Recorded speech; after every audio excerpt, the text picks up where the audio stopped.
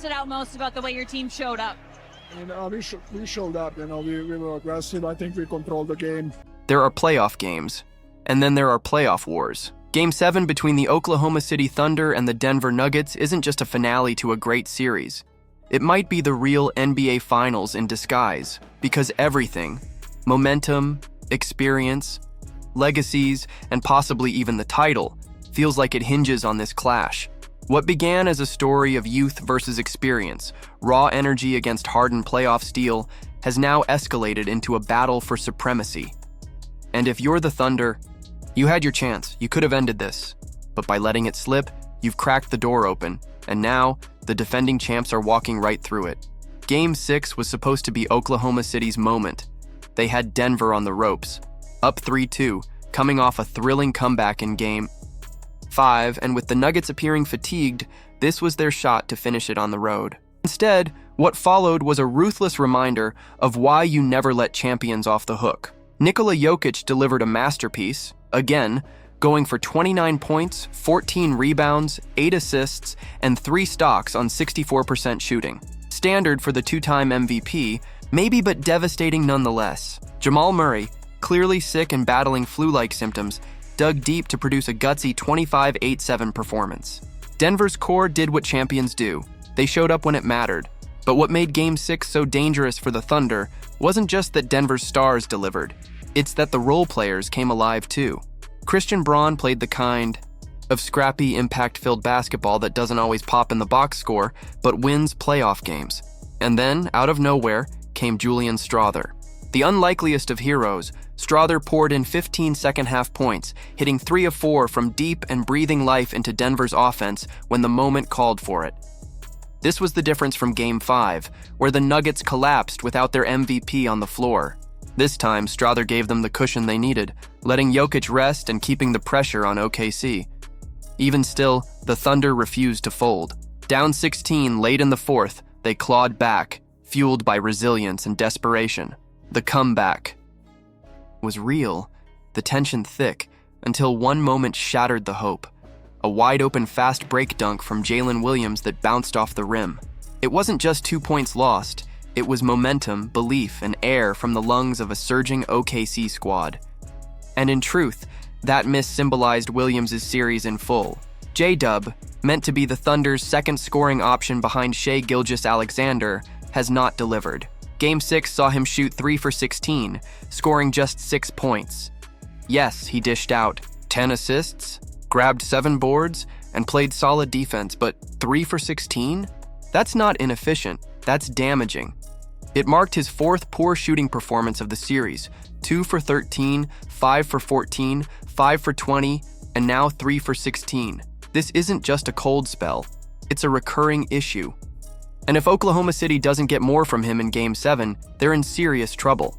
The Thunder's offensive system, or lack thereof in the half-court, is beginning to show cracks. Shai continues to be brilliant, dropping 32 points on 68%, shooting in Game 6, but he can't do it alone. And behind him, inconsistency. Chet Holmgren had a solid night with 19 points, 11 rebounds, and 2 stocks on 57% shooting, while also finishing as the only Thunder player with a positive plus-minus. But even Chet's role in the offense often feels secondary. The ball doesn't find him nearly enough, and the game plan hasn't elevated him to the second option role in practice, even if it should. This offensive imbalance is at the heart of the Thunder's problem. During the regular season, their offense looked explosive on paper, finishing 3rd in the league in offensive rating. But those numbers were deceiving. Much of their success came from high-pressure defense turning into easy transition buckets. In the playoffs, where defenses lock in, ball pressure is absorbed, and every cut is scouted, you've got to manufacture half-court offense. Oklahoma City hasn't done that consistently. Denver, meanwhile, came into the series known for turning the ball over, a weak spot the Thunder were supposed to exploit. But the Nuggets have tightened the screws. Outside of a few chaotic Westbrook possessions, they've protected the ball better than expected. More importantly, they've annihilated OKC on the boards. In Game 6, they out-rebounded the Thunder, 52-40, and turned 11 offensive rebounds into 23 second-chance points. That's not just an edge, that's a crushing, demoralizing stat that breaks games open. And that's what makes Denver so dangerous heading into Game 7. It's not just that they've been here before, though they have, with more Game 7 experience, than any team left. It's that they know how to win the margins. They understand what wins playoff games: possession control, rebounding, poise. And when Denver locks in on all three, Oklahoma City simply hasn't had the firepower to keep pace. So now it all comes down to one night in Oklahoma City. The Thunder still have home court, which matters. They're still young, hungry, and electric, at their best. But they're going up against a team that's been through every war the playoffs can throw at you. A team with a two-time MVP who knows how to bend games to his will.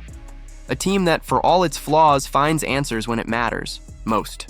What does OKC need to do to survive? First, they need Jalen Williams to be effective. Not perfect, not heroic, just competent. If he can give them 18-20 points on 45% shooting, that changes everything. He needs to slow down, take the mid-range when it's there, and stop trying to finish over Jokić at the rim every time.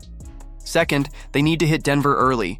The first quarter will be crucial. If they can rattle the Nuggets, get a few turnovers, hit some threes in transition, and build a lead, they might create a cushion that lets them hang on.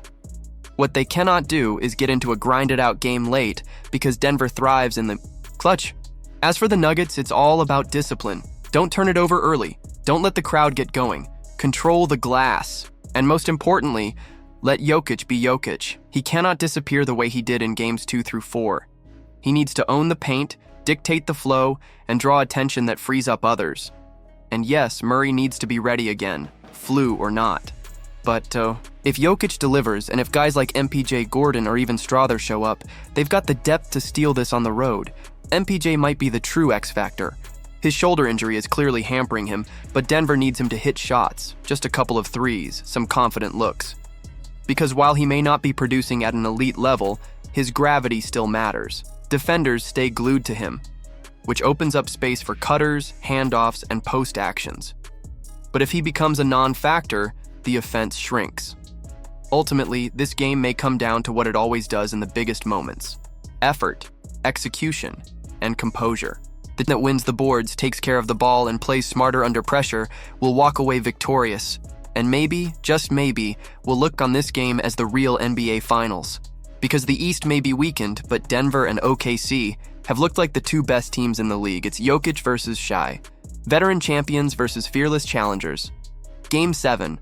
Win or go home. So, who you got? Let us know in the comments. Like this, if you're riding with the Nuggets, drop a if you're rolling with the Thunder. And subscribe for full breakdowns of every game moving forward, because this isn't just basketball anymore.